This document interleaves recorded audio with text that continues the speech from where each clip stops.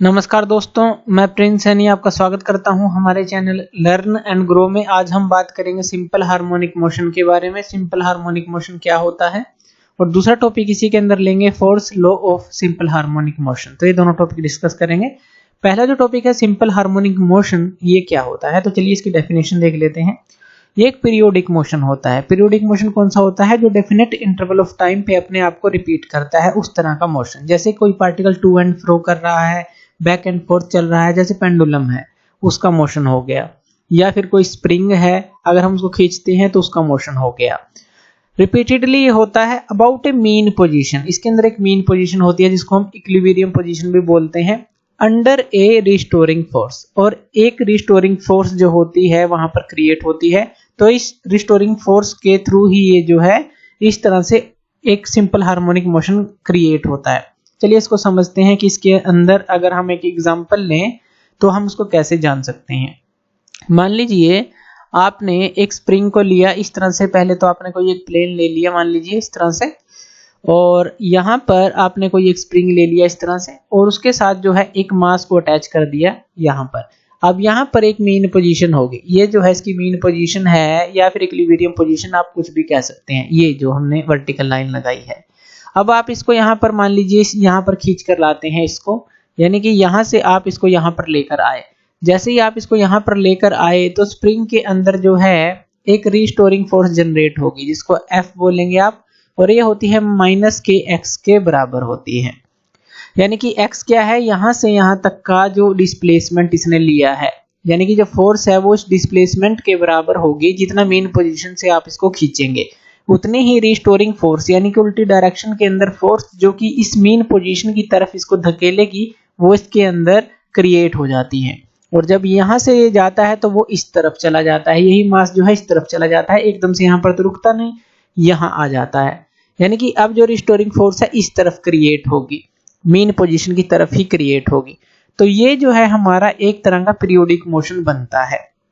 तो ये हमने जो पहली डेफिनेशन हमने देखी, ये to and fro repeatedly move करता है about a mean position under a restoring force, जो कि F = -kx हमने देखा। यानी कि F जो है प्रोपोर्शनल होगा x के मीन पोजीशन से जितना भी दूर डिस्प्लेसमेंट होगा। k हमारा यहाँ पर फोर्स कांस्टेंट है, वो भी हम देखेंगे। तो ये जो है हमारी रिस्टोरिंग फोर्स होगी हमेशा मीन पोजीशन की तरफ होगी, जैसे अभी हमने एग्जांपल में देखा। और उसका जो मैग्नीट्यूड है, यानी कि जो मात्रा होगी, वो किसके डायरेक्टली प्रोपोर्शनल होगी? जितना भी डिस्प्लेसमेंट आप उस मास का करेंगे फ्रॉम मीन पोजीशन से दूर ले जाएं, चाहे उससे आगे ले जाएं, चाहे पीछे ले जाएं, तो उतना ही उसके अंदर जितना डिस्प्लेसमेंट करेंगे उतना ही उसके अंदर रिस्टोरिंग फोर्स की मात्रा जमा हो जाएगी, जिस भी क्षण आप उसको देखना चाहते हैं।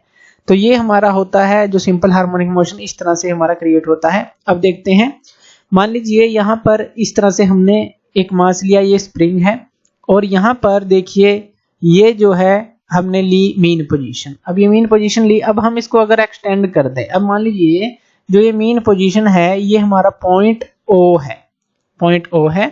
अब हम जो है इसको इस तरफ ले आते हैं, यहाँ पर ले आए हम इसको, यानी कि ये जब हमने इसको एक्सटेंड किया तो मान लेते हैं ये पॉइंट A आ गया, यानी कि इसकी एक्सट्रीम पोजीशन आ गई। इस तरफ जो है हमारा प्लस के अंदर है, और इसी मीन पोजीशन के इस तरफ जो है हमारा माइनस के अंदर है। यानी कि अगर यहाँ +x होगा तो उस तरफ -x होगा। तो जैसे ही हमने यहाँ से इसको छोड़ा तो अब ये कहाँ पे जाएगी? यहाँ पर आ जाएगी। यहाँ पर हम पॉइंट मान लेते हैं कि ये B पॉइंट है। यानी कि ये जो बॉडी है हमारी अब इसी के बीच में जो है ओसिलेट करती रहेगी इस तरह से अबाउट मीन पोजीशन। इस तरह से ये ओसिलेट करती रहेगी, जैसे अब हम दिखा रहे हैं इसको, तो इस तरह से ओसिलेट करती रहेगी। तो यहाँ पर ये जो है सिंपल हार्मोनिक मोशन है, क्योंकि अबाउट मीन पोजीशन है। अब यहाँ पर जो रिस्टोरिंग फोर्स अब यहाँ पर है, मान लीजिए अगर आप यहाँ पर देखें तो इस तरफ क्रिएट होगी रिस्टोरिंग फोर्स, और अगर जो है यहाँ पर है हमारा ये, तो यहाँ पर रिस्टोरिंग फोर्स जो है इस तरफ क्रिएट होगी, यानी कि टुवर्ड्स मीन पोजीशन होगी, जो कि पूरा डेफिनेशन में हमने लिखा है। अब ये जो रिस्टोरिंग फोर्स होगी हमारी, ये जो है हमारी F = -kx के बराबर होती है। x जो है हमारा डिस्प्लेसमेंट है, और k हमारा होता है फोर्स कांस्टेंट होता है। और ये माइनस हमने साइन क्यों लिया है? क्योंकि जिस तरफ आप इसको खींच रहे हैं इसके बिल्कुल अपोजिट डायरेक्शन में ये रिस्टोरिंग फोर्स हमारी होती है। k हमारा फोर्स कांस्टेंट है, अब फोर्स की जो यूनिट होती है हमारी न्यूटन होती है। तो अगर हम न्यूटन की बात करें, जो फोर्स है अगर हम न्यूटन के अंदर अप्लाई कर रहे हैं, तो इसलिए यहाँ पर देखिए ये जो है न्यूटन पर मीटर होगी, यानी कि इसकी अगर यूनिट की बात करें न्यूटन पर मीटर होगी, और एक्स की जो यूनिट है वो तो मीटर है ही, यानी कि यहाँ पे न्यूटन आ जाता है अगर हम फोर्स को देखते हैं तो, यानी कि फोर्स की यूनिट ही आ जाती है। अगर के की जो है के क्या है, हम इसको क्या कहेंगे, फोर्स कांस्टेंट कहेंगे, और इसकी एसआई यूनिट क्या होगी, न्यूटन पर मीटर होगी, ये हमें ध्यान रखना है। नेगेटिव साइन हमने देखा क्यों है, क्योंकि ये ऑपोजिट डायरेक्शन में है, ऑपोजिट डायरेक्शन में है, वहां पर जब आप इसको खींचेंगे तो उसके ऑपोजिट डायरेक्शन में ये फोर्स जो है इकट्ठी होती चली जाएगी स्प्रिंग के अंदर, जैसा कि हमने एग्जांपल लिया। अब यहाँ पर इसी तरह से हम इसको समझ सकते हैं, एक लाइन के थ्रू समझ सकते हैं। मान लीजिए एक लाइन है और यहाँ पर आप मीन पोजीशन मान लेते हैं, यहाँ पर ओ आपने मीन पोजीशन मान ली। इसी तरह से आप इसको जो ए और बी जो है एक्सट्रीम पोजीशन मान लेते हैं, ए और बी।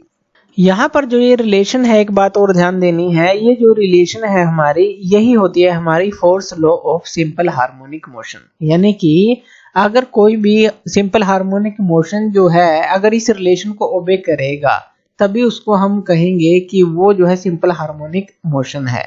अगर इस रिलेशन को ओबे करता है तो इसलिए force law of simple harmonic motion इसको बोला जाता है। इसी चीज को हम कहते हैं कि अगर इसको ओबे करेगा, इस लॉ को या इस रिलेशन को, तभी वो सिंपल हार्मोनिक मोशन होगा। जैसे कि लाइन के केस में हम ले रहे हैं, ओ हमने ले लिया मीन पोजीशन, ए हमने एक्सट्रीम पोजीशन ले ली, और ये बी भी, यानी कि ये तो होगी हमारी प्लस की तरफ और ये होगी हमारी माइनस की तरफ। ये प्लस की तरफ हो गई, इस तरफ प्लस है और इस तरफ मीन पोजीशन से लेफ्ट की तरफ ये माइनस है। अब जो डिस्प्लेसमेंट है किसी भी पार्टिकल का, अगर हम देखें सिंपल हार्मोनिक मोशन के अंदर अगर हम देखें, तो वो जो है हम एक्सप्रेस कर सकते हैं। अगर हम बात करें साइन और कोसाइन फंक्शन में भी आप दिखा सकते हैं इसको, जैसे कि पिछले लेक्चर्स में हमने देखा था कि साइन वेव और जो कोसाइन वेव में भी आप इसको दिखा सकते हैं। किस तरह से, वो भी क्योंकि सिंपल हार्मोनिक मोशन की तरह आप रिप्रेजेंट कर सकते हैं, वो भी एक रिपीट मोशन होता है। वो किस तरह से आप दिखा सकते हैं, मान लीजिए अगर आप साइन फंक्शन की बात करें तो वो इस तरह की वेव हमारी होती है, और अगर आप कोसाइन फंक्शन की बात करते हैं तो ये हमारी जो वेव है यहाँ से इस तरह से स्टार्ट होती है, इस तरह से ये चलती है, यानी कि यहाँ से स्टार्ट हुई और ये यहाँ से ओ यानी कि 0 से स्टार्ट हुई, ये ऊपर प्लस है नीचे माइनस है, यानी कि ये ऊपर प्लस से स्टार्ट हुई, यानी कि 1 अगर आप ले लें +1 -1, तो यहाँ पे ये 0 है मीन पोजीशन से स्टार्ट जो साइन की है, और अगर कोस की बात करें तो ये हमारी +1 से स्टार्ट होती है। इसका कहने का मतलब क्या है वो भी अभी हम समझेंगे कि ये दोनों जो वेव है किस तरह से ये क्रिएट हो रही हैं, ये 0 से क्यों चल रही है और ये +1 से क्यों चल रही है। अब हमारे पास एक जो रिलेशन होती है, अब देखिए हमने पहले पढ़ा था कि इनिशियल फेज होता है हमारे पास फाई नॉट, ये हमारे पास क्या होता है, इनिशियल फेज होता है किसी भी पार्टिकल का, और टाइम क्या रहता है उसके लिए 0। ये पिछले लेक्चर में हम देख चुके हैं कि अगर इनिशियल फेज और इपोक भी इसको बोलते हैं, यानी कि वो फेज होता है वाइब्रेटिंग पार्टिकल का जब टाइम जो है 0 होता है, यानी कि जहां से आप मेजरमेंट करना स्टार्ट करते हैं, और फाई ओ है हमारा इनिशियल फेज। तो ये ध्यान रखना है, जैसे कि मान लीजिए आप ऐसे ले लेते हैं y = a sin omega t plus phi o, ये मान लीजिए आपने ले लिया, a यहाँ पे एम्पलीट्यूड है, यानी कि ये जो चीज है a, और साइन जो है हमने ये दिखाया, जो साइन वेव सिनुसोइडल वेव है हमारी, ओमेगा टी हमारा थीटा होता है, थीटा = ओमेगा टी, ये भी हम डिस्कस कर चुके हैं पहले लेक्चर्स में। और ये जो है हमारा ये क्या होता है, इनिशियल फेज होता है, ये जो चीज है। अब ये जो है, अब देखिए यहाँ पर ये जो वेव है हमने जो ये बात कर रही है ये क्यों बनती है ऐसी, यानी कि जो फाई ओ है ये तो हमेशा जो है कांस्टेंट रहता है, ये चेंज नहीं होता, लेकिन जो फेस है वाइब्रेटिंग पार्टिकल का वो चेंज होता रहता है। फेस क्या है, फेस ये है पूरा, ये पूरा फेस है, यानी कि omega T plus phi naught जो है ये फेस है, ये इनिशियल फेस है जहां पर जो है आपने t = 0 लिया है, यानी कि जहां पर आप इनिशियल कंडीशन ले रहे हैं, मान लीजिए t = 0 से लेकर चल रहे हैं। तो यहां पर देखिए अगर t = 0 आप पुट कर दें तो यहां पर ये जो है अगर पूरे फेस की बात करें तो इसका यानी कि जो डिस्प्लेसमेंट है वो क्या होगा, तो पूरा फेस की बात करें फाई नॉट जो है t = 0 पे, ये तो मान लीजिए 0 ही है, और ये भी t आपने 0 ले लिया, तो साइन 0 0 हो गया, यानी कि ये पूरी टर्म 0 हो गई। 0 का मतलब ये जो है इस तरह की वेव आ गई, यहां से स्टार्ट हुई, 0 से स्टार्ट हुई।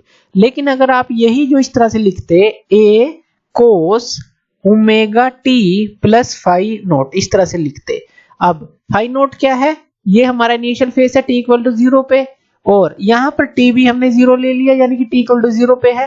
तो यहाँ पे ये 0 हो गया पूरा फेस, मान लीजिए 0 ले लेते हैं आप, ये जो एंगल है एक तरह से पूरा आपने 0 ले लिया, तो cos 0 1 हो गया, और y किसके बराबर आ गया हमारा, एक तरह से a के बराबर आ गया, यानी कि एम्पलीट्यूड के बराबर हो गया, जितना ही मैक्सिमम एम्पलीट्यूड होगा, यानी कि अगर ये आपका अगर a नहीं लेते तो 1 के बराबर आ जाता है, यानी कि यहाँ से स्टार्ट हुई, तो इसलिए ये यहाँ से स्टार्ट होती है।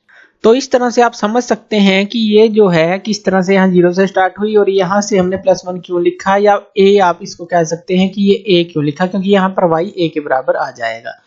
तो अब देखिए यहाँ पर जो जो चीजें हैं वो हैं क्या क्या हमारे पास, अगर हम मान लीजिए कुछ भी कोई भी लिख लीजिए इनमें से आप, a sin omega t plus phi, मान लीजिए फाई नोट आप लिखते हैं, तो ये क्या क्या चीजें हैं।